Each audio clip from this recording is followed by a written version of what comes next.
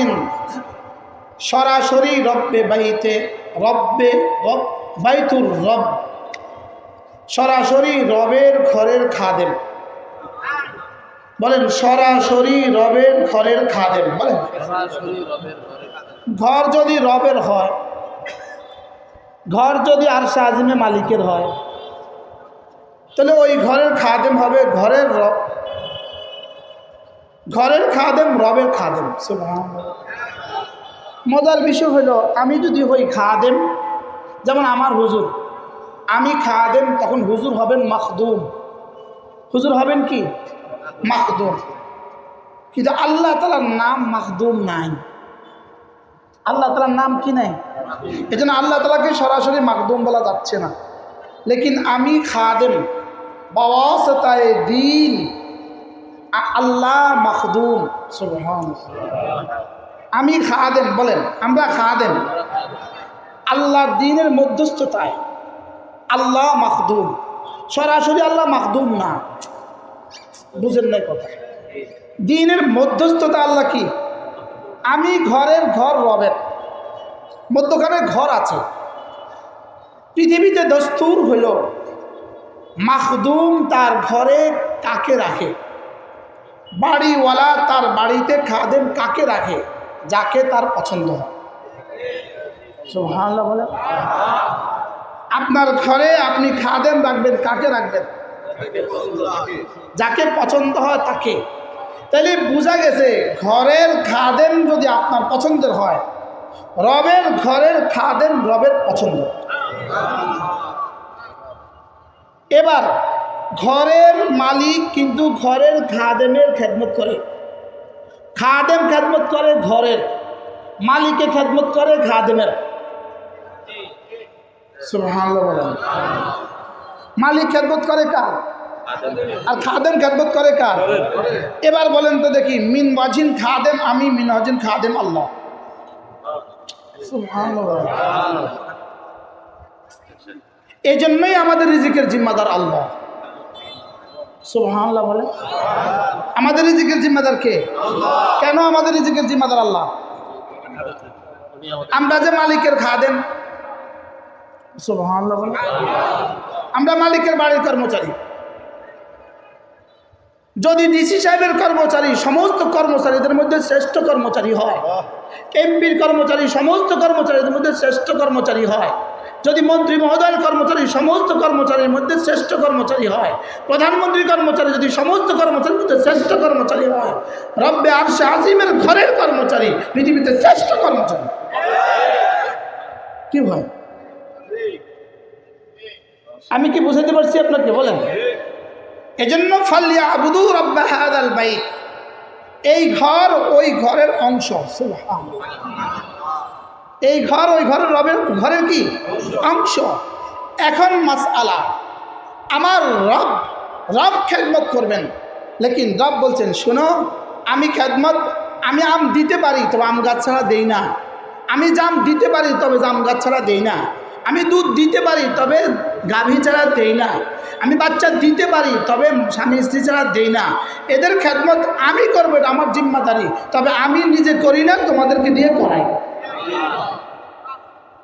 কি তোমাদেরকে দিয়ে কি করি?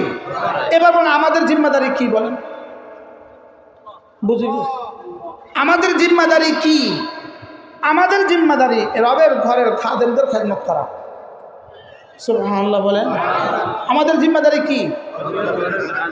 রবের ঘরের খাদেমদের কি করা। এবার বলুন তো দেখি, তাইলে কি আমাদের ইমাম সাহেবদের বেতন এদেশের সবচেয়ে কম হওয়ার কথা? সভাপতি সেক্রেটারি এবার চুপ থাকতেন, সব সভাপতি সেক্রেটারি যারা আছেন সব এবার চুপ থাকতেন। আমাদের ইমাম মুয়াজ্জিন সাহেবদের বেতন কি সবচেয়ে বেশি হওয়ার কথা না সবচেয়ে কম হওয়ার কথা? আর কার ঘরে খাদেম? জিম্মাদারি এটা কার?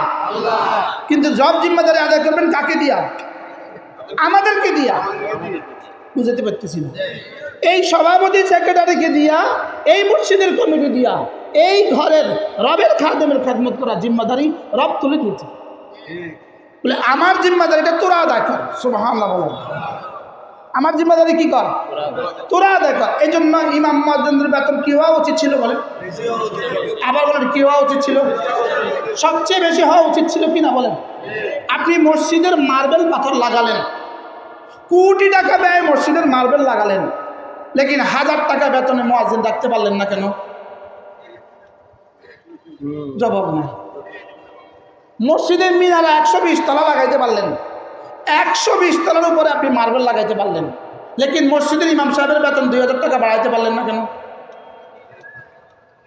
হাও নাই, নাও নাই।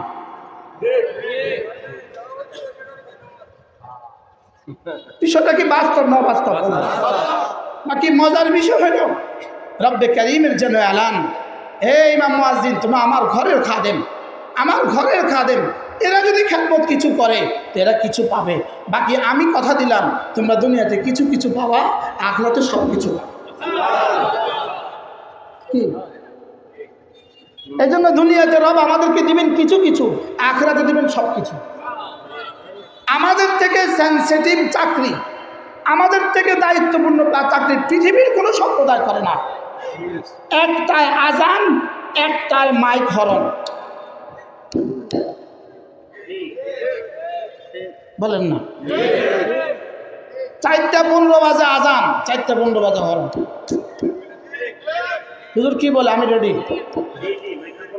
মাইক্রোফোন আমি রেডি। ঠিক 4টা বাজে জামাত, ইমাম সাহেব ঠিক 4টা বাজে হাজির। এর থেকে সেন্সিটিভ, এর থেকে দায়িত্বপূর্ণ আরেক সম্প্রদায় দেখান। কি ভাই? হ্যাঁ, এবার রসুল বলেন মুয়াজ্জিন সাহেব, আমি তো জানি উম্মত তোমার খেদমত কেমন করবে, এটা আমি তো জানি। রব যেন বলেন উম্মত তোমার খেদমত কদ্দুর করবে আমি তো জানি। যাও, আমি কথা দিলাম হাশরের ময়দানে তোমার গর্দানকে সকল রূপে উঠায় দিব, যাও। কি হয়? এবার পুরস্কারটা কেমন? এবার ইমাম সাহেবকে বলেন, ইমাম সাহেব আমি তো জানি এরা টাইলসে খরচ করবে কোটি টাকা, লেকিন তোমার বেতন দিবে 6000 টাকা। বাস্তব না বাস্তব? এই জন্য যাও, কথা দিলাম তোমার পেছনে যতজন নামাজ পড়বে যাও, সবাইকে একসাথে যা দিব তোমার হাসরের মধ্যে একসাথে সব দিয়ে দেবো, যাও। এবার পুরস্কারটা কেমন? ফাবিযালিকা ফালইফরাহু কুল বিফদলিল্লাহি ওয়া বিরহমাতিহি ফাবিযালিকা ফালইফরাহু হুয়া খায়রুম মিম্মা ইয়াজমাউন। রব যেন বলেন মুয়াজ্জিন সাহেব আর ইমাম সাহেব, শোনো, তোমাদেরকে রব আল্লাহ তাআলার ফজলে তোমাদেরকে ঘরের খাদেম বানায়া তোমাদের জন্য হাসরের ময়দানে যা রেডি রেখেছেন তা পৃথিবীর সমস্ত মানুষ যদি একসাথে সম্পদ জমা করে যেই পরিমাণ হবে তার চেয়ে কোটি কোটি গুণে শ্রেষ্ঠ। কি ভাই, এবার রব আমাদেরকে কি দিবেন? ফাবিযালিকা ফালইফরাহু, খুশি হয়ে যাও। আমরা কি এপারে নিব সব না ওপারে নিব সব? আমরা ওপারে নিব সব বললে আমরা কোথায় নিব বলেন? আমরা ওপারে নিব সব, এপারে নিব কিছু কিছু, ওপারে নিব সব কিছু। আর বেঈমান আর বেনামাজি এপারে নিবে একটু বেশি কিছু, ওপারে পাবে না কোনো কিছু। তারা এপারে নিবে কি সব কিছু নাকি বেশি কিছু? ওরা এপারে নিবে একটু বেশি কিছু, ওপারে পাবে না কোনো কিছু। আর আমরা এপারে নিব একটু কিছু কিছু, ওপারে পাবো সব কিছু।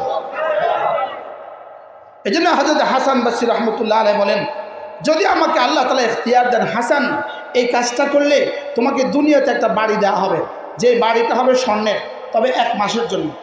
আর এই কাজটা করলে তোমাকে একটা বাড়ি দেওয়া হবে দুনিয়াতে, তবে এই বাড়িটা হবে মাটির, তবে এই বাড়িটা হবে 100 বছর। আপনি বলেন তো আপনি কোন কাজ করবেন? মাটির ঘর 100 বছর। জোরে বলে, মাটিরটা নেবেন না স্বর্ণেরটা নেবেন? মাটিরটা কেন নেবেন? 100 বছর। স্বর্ণেরটা কেন ছেড়ে দিব? এবার বলুন তো দেখি, আমাদের জন্য যে জান্নাত রেখেছেন সেটা মাটির না স্বর্ণের? জান্নাত যেটা রেখেছেন মাটির না স্বর্ণের? চিরস্থায়ী না ক্ষণস্থায়ী? আমাদের লস কোথায়? সুবহানাল্লাহ বলেন। কি বলেন? আমাদেরকে দিচ্ছেন মাটির না স্বর্ণের? স্বর্ণের। চিরস্থায়ী না ক্ষণস্থায়ী?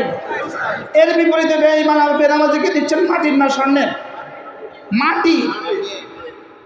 চিরস্থায়ী না ক্ষণস্থায়ী? আমরা লস কোথায়?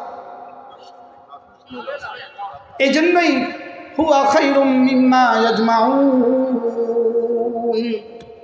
ওয়া রিজকু রাব্বিকা খায়রুম ওয়া আবকা ওয়া রিজকু রাব্বিকা খায়রুম ওয়া আবকা। মুয়াজ্জিন সাহেব দুনিয়াতে আজান দিয়ে মসজিদের খেদমত করে করে অল্প কটা বেতন নিয়ে বড় কষ্টে জীবনযাপন করেছ। মুয়াজ্জিন, তোমার একবার আল্লাহু আকবারের বিনিময়ে আমি তোমাকে যা দিব তা সারা পৃথিবীর সমস্ত বেঈমানের, সারা পৃথিবীর সমস্ত দুনিয়ার চেয়ে শ্রেষ্ঠ। ওয়া রিজকু রাব্বিকা খায়রুম ওয়া আবকা। সুবহানাল্লাহ, বলেন ওয়া রিজকু রাব্বিকা খায়রুম ওয়া আবকা। সুবহানাল্লাহ। এই জন্য আমরা যারা ইমাম মুয়াজ্জিন আছি খুশি হয়ে যান, বলেন আলহামদুলিল্লাহ, বলেন আলহামদুলিল্লাহ। ইমাম মুয়াজ্জিন সব সব বলেন আলহামদুলিল্লাহ। রব আমাদেরকে আল্লাহর ঘরের খাদেম বানিয়েছেন। রব আমাদেরকে কি বানিয়েছেন? আপনারা কায়নাতের শ্রেষ্ঠ মানুষ, আপনারা কায়নাতের শ্রেষ্ঠ মানুষ, আপনি পৃথিবীর শ্রেষ্ঠ মানুষ। তবে যে না বুঝে মনে মনে তারে বুঝাইব কোনজনে? যে না বুঝে তার নানুপুরি রহমতুল্লাহ বলতেন, নানুপুরি বলতেন যে না বুঝে মনে মনে তারে বুঝাবে কোনজনে? আমি যে পৃথিবীর শ্রেষ্ঠ মানুষ এটা যদি আমি না বুঝি তাহলে আর কে বুঝবে? আমি তো এটা বুঝলাম না। যদি আমি বুঝতাম তাহলে আমি মোবাইলে ঢুকতাম না। এবার জি কয় না, এবার জি আসতে হয়েছে, দেখছেন কি